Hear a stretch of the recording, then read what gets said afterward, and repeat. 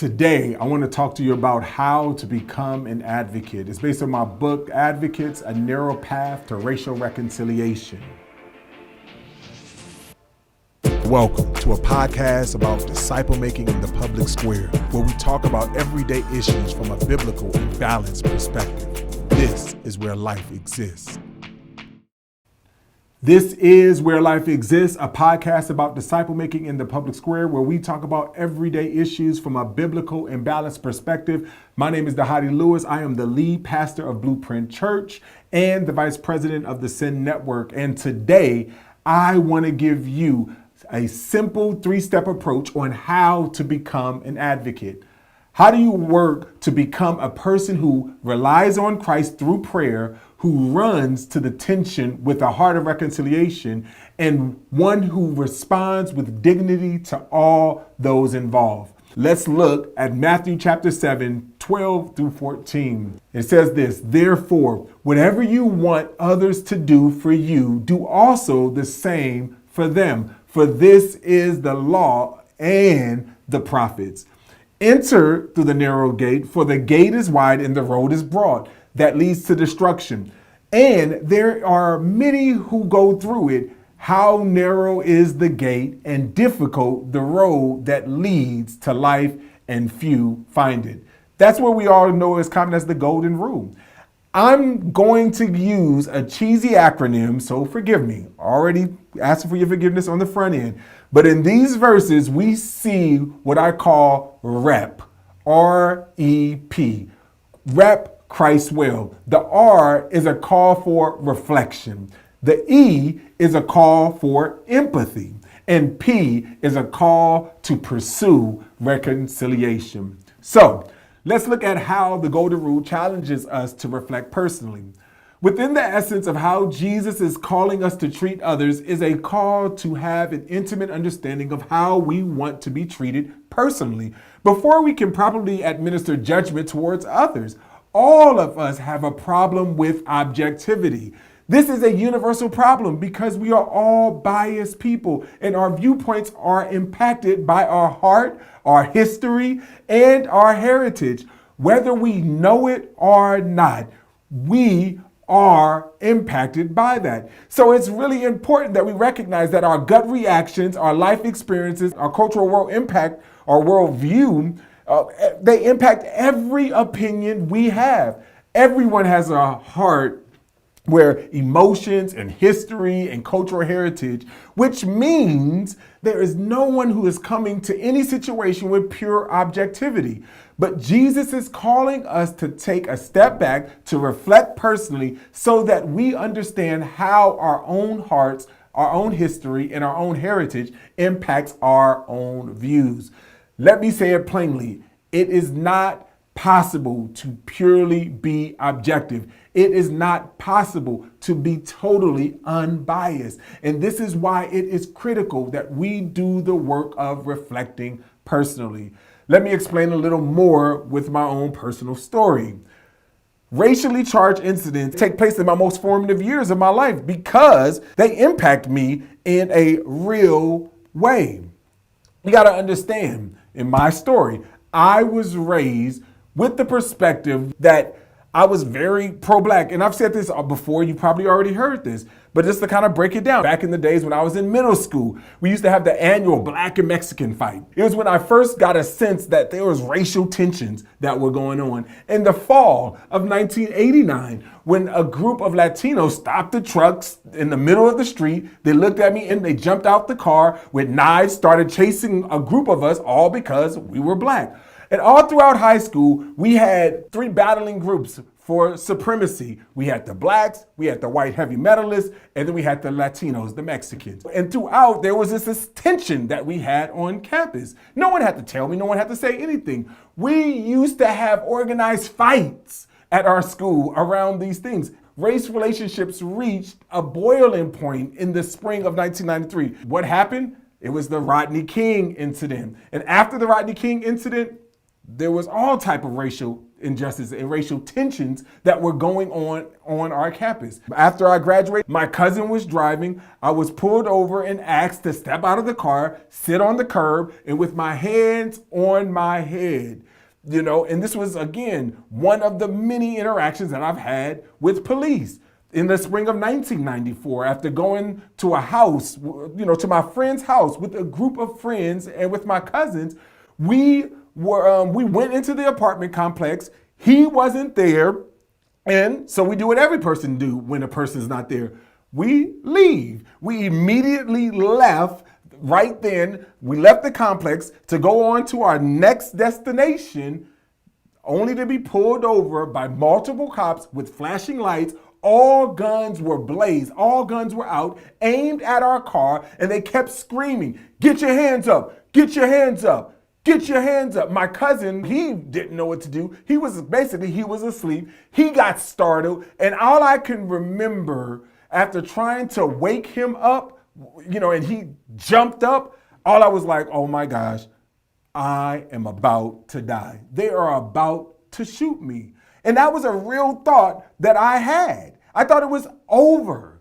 I am not objective. I have a story. I have a history. And you have to see, when I read headlines or see images of a black man being gunned down by a police, I believe it's only by the grace of God. It's not me.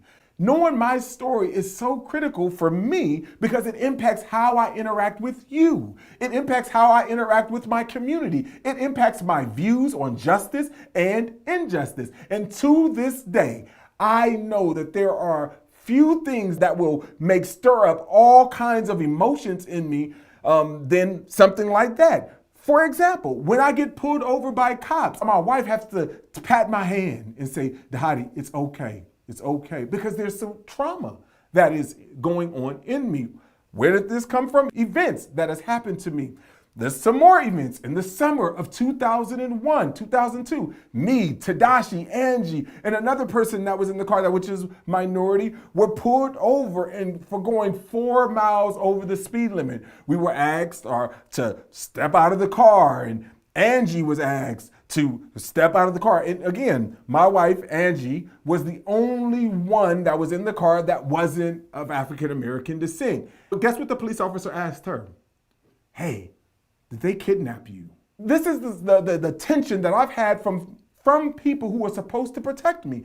So whenever I see this, I am not objective to this. I have a story. I have a filter and lenses that this filters through. And because of my story, I will never have an unbiased response to police, which means if I'm going to engage in these difficult issues with the mind of Christ, I must do the work of reflecting personally so I am not shaped and informed only by those events. But I need a gospel to inform me. And if we have done the reflection work well, it will lead us towards the second step: empathize corporately. The idea of empathizing corporately is important because if we don't connect with one another on a story level, we will not have strong enough relationships to withstand the challenges of pursuing reconciliation. To empathize with you, I must seek to understand your viewpoint before trying to make you understand my viewpoint. I must be willing to die to myself and listen to you in the same way I would like for you to listen to me. I must be willing to extend to you the grace and the empathy that I want to receive. And we must find ways to do this on individual, corporate, and systemic levels. And one key to this is understanding what true empathy is. Sometimes we have a tendency to think that our common experiences are what connects us and allows us to be empathetic toward one another. But if that were the case, then people of different skin tones would have no hope of connection in this country. Experience is not what drives empathy. Emotion is, and emotional intelligence is. My guess is many of you have never been accused of kidnapping before. Maybe you're white and haven't experienced the discrimination that many minorities face in our country. And at the same time, many of you have had experiences that I've never had. If you're a woman watching, you're probably experiencing sexism in ways that I won't ever face. And with experiences as different as these, how are we supposed to be able to connect and to empathize with one another? Through feelings, you don't have to connect with my experience with police officers. You can connect with my fear, with my shame, with my anger, with my hurt. Empathy is a choice, and it is a skill, which is good news because it means we can choose empathy and we can get better at it. And the way we get better at empathy is by becoming more familiar with our own feelings. This ties directly to the first step of reflecting personally. You can only connect to my fear if you know fear yourself. You can only connect to my shame if you also have felt shame. Empathy is critical for becoming what God has called us to do. Empathy is also critical for becoming an advocate.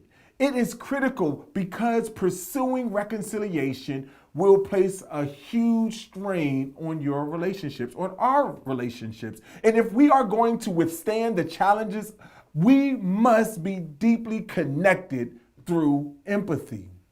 Only then, after we've exchanged empathy, will we have the courage to tread through the tough waters of reconciliation. And this leads us to our final step to becoming an advocate, and that is to pursue reconciliation.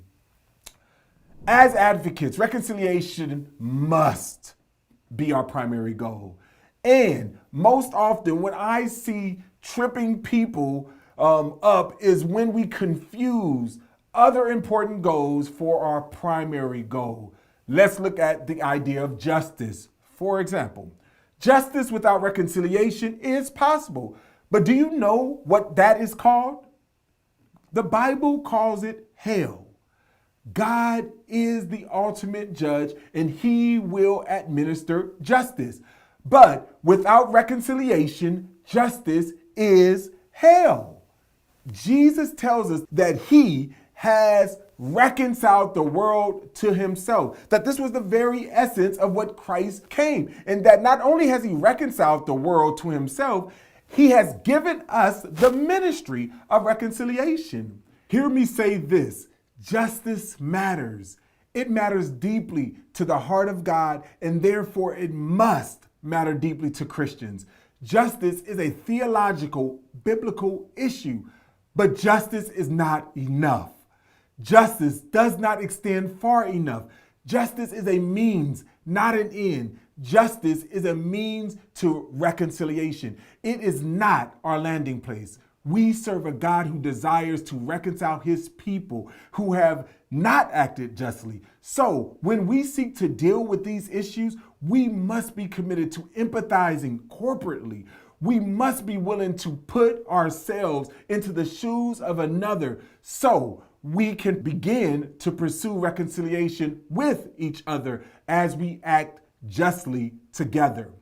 This is why Jesus reminds us to put on the perspective of Christ. He says it this way: enter by the narrow gate, for the gate is wide and the way is easy that leads to destruction. And those who enter by it are many, for the gate is narrow and the way is hard that leads to destruction. And those who find it are few.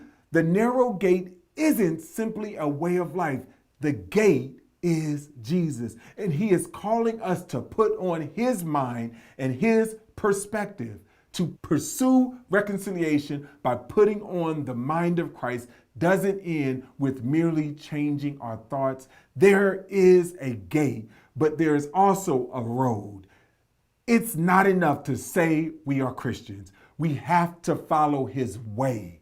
We have to move toward whoever the other is. The goal in these relationships is not to be right or even to be heard. Our goal is to be reconciled to God and to one another. If you want to become an advocate, we have to understand what it means to reflect personally.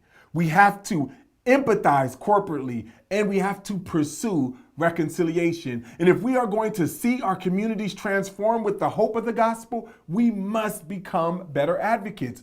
But we also need an advocate we can rely on. And this is what the Apostle John's encouragement in 1 John 2, 1 and 2. He says, "My little children, I am writing you these things so that you may not sin. But if anyone does sin, we have an advocate with the Father, Jesus Christ, the righteous one. He himself is the atoning sacrifice for our sins, and not only for ours, but also for those of the whole world."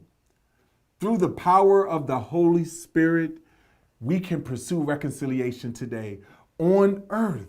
And my prayer is that many, many more will come to know Christ because of the love they see poured out through his people for one another and for the world.